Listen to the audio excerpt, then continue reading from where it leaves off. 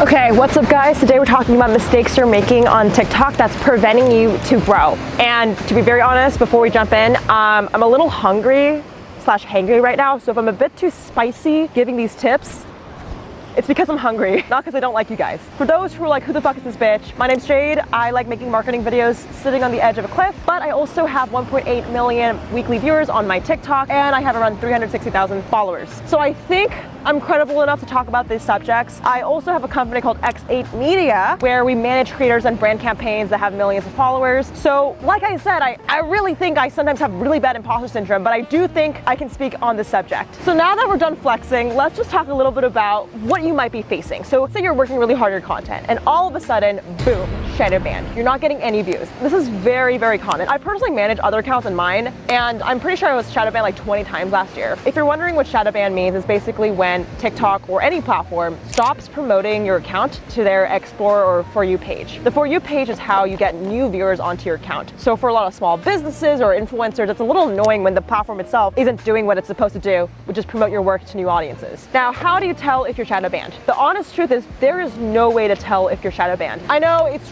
really scary, and my best tip, if you do want to see if you're possibly shadow banned, is create a creator account. And if you go to a single post and you hit insights, you're able to see if there's a For You page traffic source. If there's 0% on the For You page traffic source, you're most likely shadow banned. Now, before you're like, Jade, what the fuck, how do I fix this? This is super common, and there's not much you can honestly do other than to wait it out. So the first mistake you're making, okay, now that we went on that tangent, is you're being impatient with TikTok. Every single account, no matter you have 1 follower, 10 million followers, will get shadow banned at some point. Whether you're violating the rule or the platform makes a mistake, it's completely normal. And the worst thing you can do is let it stop you from making content. Sometimes you can appeal your videos if you get it taken down, but if you feel like your account is shadow banned, it will typically go away in 3 to 4 weeks. So on the first mistake, don't freak out. I work with this one creator, King Science, on TikTok. He has 10 million followers, and he had like an account video that got shadow banned, and the next video did 10 million views. So like, you just have to basically punch through this bullshit. And I know it's so annoying to say, but there's not much you can do other than keep going and make better content. Now, I know that was pretty depressing. I don't know why I started that video with the most depressing tip. I'm sure you guys literally clicked on this video to be like, oh, Jade's gonna give me a helpful tip. And the first thing I say is like, you can't do anything. So let's go to step number 2. Another mistake that you can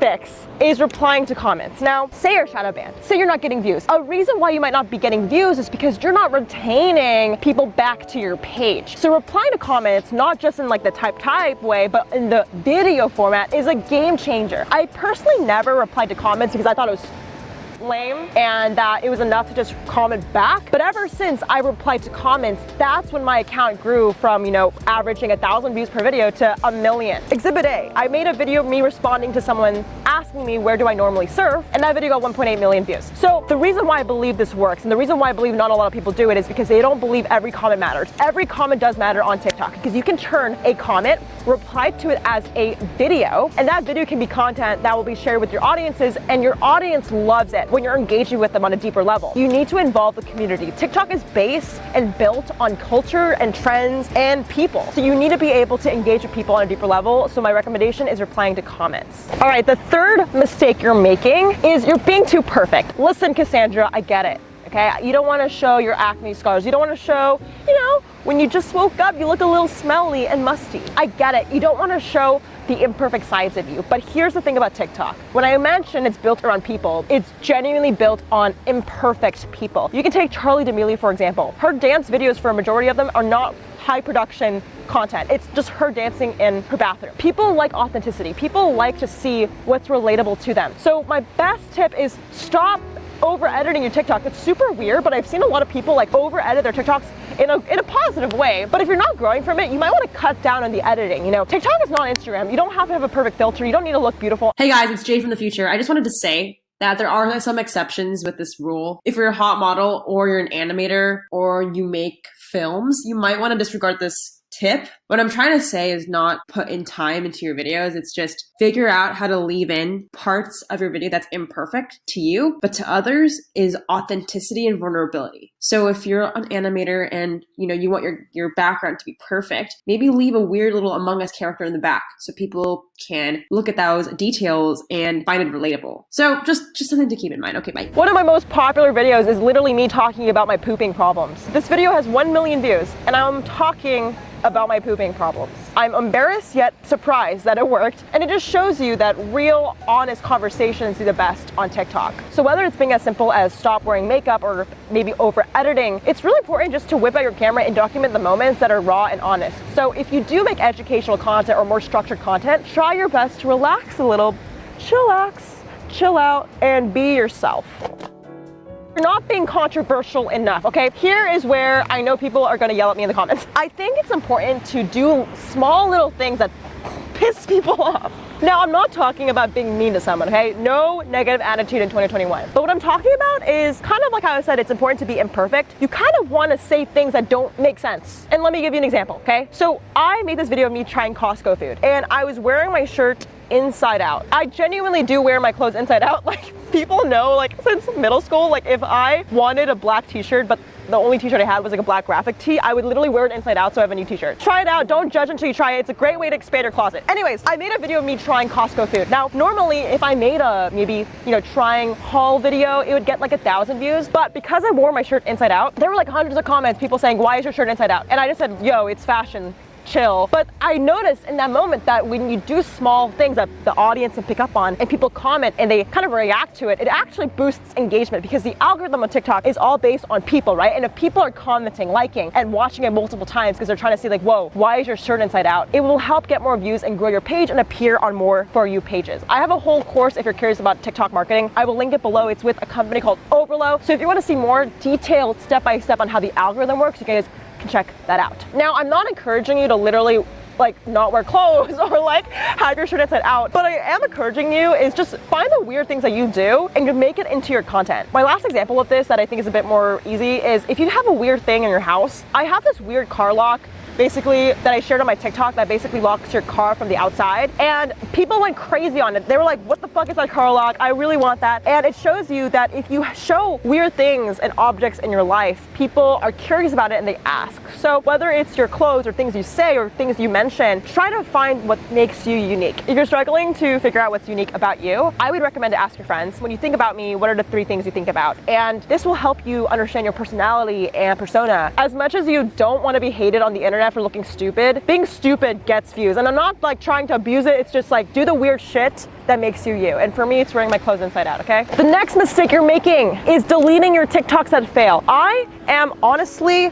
a bitch about this, okay? I always delete things that don't work. I try to hide my imperfections. I want to look cool in front of you guys. Basically meaning if my videos don't get past 10,000 views, I will hide them on my friends only. And basically privating them is a big L because sometimes on TikTok, it takes 3 to 4 weeks for a TikTok to pop off. A really good example of this is this surfing video I have right here. It's me with my surfboard. The first week I got 1,000 views on it max. I think only 100 or so likes. And then 4 weeks later, because I had other videos pop off in my surfing world, that video now has over 120,000 views. So don't give up and don't be a bitch like me that kept deleting their posts. Be really, really patient and you have to trust the process. There's a book by Seth Godin called Shipping Creative Work, which I recommend. And basically Seth Godin, who is a really successful entrepreneur and writer, says that there's a difference between a good decision and a good outcome. A good decision is skill plus the odds of the outcome working. And a good outcome is regardless of your skill, it's the odds of something working, right? You have no control on the outcome. As much as we think we can implement these 20 so tips and become a TikTok star, you have no control, right? A lot of TikTok is algorithmic, it's luck, it's timing. So the most important thing is to differentiate those things. You want to focus on making good decisions because that's what you can't control. What you can't control is the good outcomes. And it's just so important not to take things personally. Like I sometimes cry at my views when it's not above 1,000 views or something, and I just empathize so hard with y'all. It's so hard to differentiate your personal and professional self, but we have to make that a priority in order to be successful because the process is more important than the outcome. Wow. Thank you for coming to my TED Talk. All right, I will take your admission tickets. You can Venmo me $30. You're welcome. I'm really joking. I love making videos on YouTube, sharing my experience. If you do enjoy this video so far though, make sure you give this video a like, subscribe, because I'm really hungry. My next tip and slash mistake you're making is you're in your room too much. I know, this is a little triggering. Maybe your mom told you this when you were in high school, that you don't hang out with enough friends, and now you're hearing some random Asian lady on YouTube scream to you that you're always inside too much. Okay, I get it. I'm sorry. I did not mean to trigger you, but the point is, you need to get out of your house. The moment I started making content outside in the public, whether it's showing people my scenery, right? Or showing people how I surf or get ready, the views went out the door. I'm not joking. I'm not trying to say you need to travel the world to be successful, but just literally go outside, shoot in a different location. I think because of quarantine, everybody's shooting indoors in a, really plain landscape is kind of the norm. So I think the key though is if there's a lot of texture in your video, or you're outside, or you're doing something kind of fun, safely, social distance, of course, a lot of users appreciate it more because it's just a bit more rare. I genuinely think everyone's tired of seeing the same fucking bathroom-ish, YouTube bedroom landscape. Do you know what I'm talking about? It's kind of like you know what I'm talking about. So just get outside. All right, guys, the 7th mistake you're making, and this is probably the most insulting, and I apologize in advance if you take it the wrong way, but you need to have a personality and show what makes you unique. This is being vulnerable, okay? If you're not vulnerable on TikTok, it's really hard to stand out. And a lot of TikTok is not rocket science. I'm not explaining a new algorithmic feature to get more likes and shares. No, this is basic human psychology. And I did not take any proper education on psychology, but I have been broken up with many boys in high school, so that's probably the closest thing I have to human relationships. The point is, you want to be someone that is memorable. And marketing is all about having things that are fucking specific. If you're too general with yourself and you just introduce yourself as, hey, I'm Jade and I make surfing videos, no one gives a fuck. And I know that's harsh, but the thing with a lot of creators I've seen, especially in makeup or educational content or marketing content, is we need to be spicy. We need to show ourselves. A lot of TikTok is repetitive, so how do you stand out, right? You can use all these tips initially, but at the core, it's all about being specific and vulnerable. My best example of this is I make content that's about my life here in California, right? So I share stories of people I meet in California. One of them being a cute surfer boy I ran into. And I didn't want to share it with my audience. And I don't recommend to share things you're uncomfortable by, but I'm a different breed and I like to make myself a little bit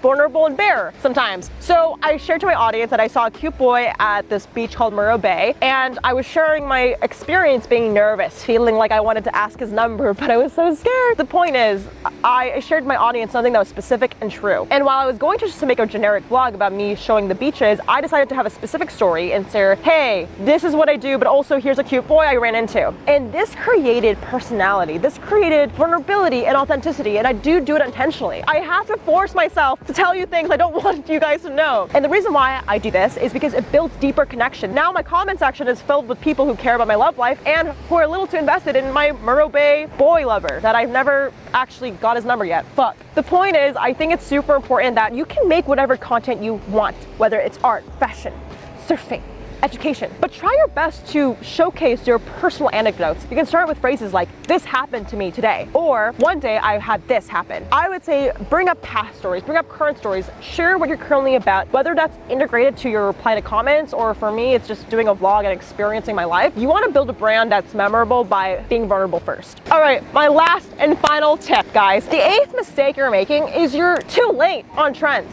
Y'all be using trendy music and you're like, Jade, I'm using trendy audio, but it's not working. Well, listen, dude, Paul, Stefan, Mark, it's because you're too late. Now, I used to do this fatal mistake. I used to think that if I used Doja Cat on a Sunday, my TikToks would blow up. Unfortunately, it doesn't work that way. Imagine a graph.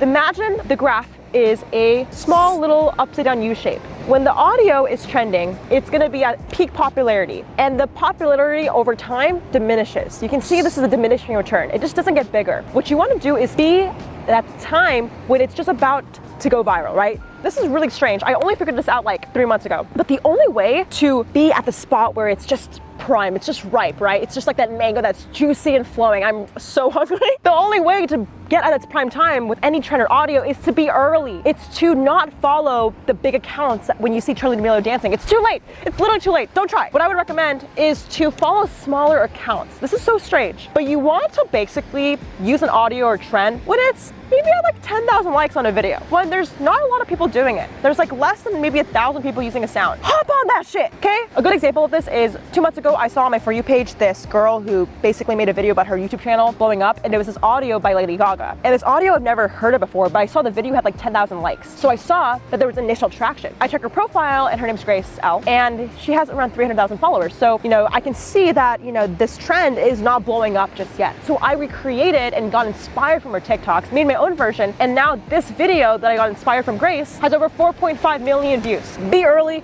to trends by following smaller accounts. A lot of the times the For You page will send you content when it's at its earliest stage, so just keep an eye on that. If you're not consuming TikToks, I guess this is my 9th final mistake, is you need to consume a lot of TikToks. Like, I know it's really weird, and why am I doing this? I'm really sorry. But it's so important as a marketer, a business owner, to implement and research by consuming. I learn a lot by spending my afternoons scrolling on TikTok. Honestly, I know it sounds like a waste of time, but if you're serious about connecting with an audience, if you're serious about using TikTok as a platform to grow your business, you kind of have to stay on there and hang out there. I remembered last month, in my company, me and my team of editors and my community managers would go around and just talk about trends we saw on our For You page. I'm not joking. I never thought I would live in a society and world where my business meetings are just about, hey, what did you see on TikTok today? And it's basically changed the game. I have people that work in my company that send me TikToks to recreate, so I'm ahead of the trend. So whether that's creating a group chat of friends that, you know, you're close and homies with, or you can follow my newsletter, Creative Block, where I give away the audios and the next trends that are available on TikTok. Just be in the know and just recreate when it's early. That is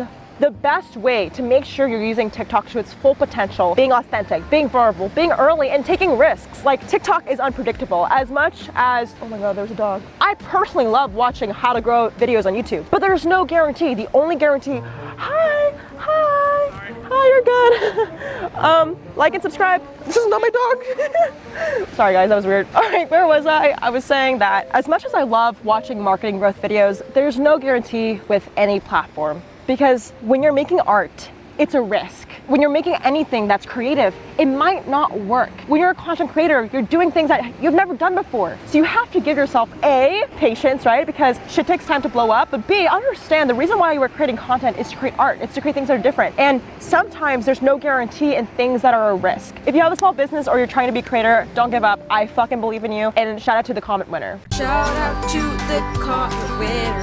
Comment on this post to be featured in the next episode. If you want to be the next comment winner, all you gotta do is comment below. Let me know what was your favorite tip of the video and what you took out from this. Or if you didn't get anything out of this video, I hope that dog gave you a little bit of serotonin. All right guys, thank you for watching. Make sure you like this video, subscribe. Shout out to the comment winner. I already did this outro. Am I that hungry? Fuck. Okay, bye guys. Love you all. Peace.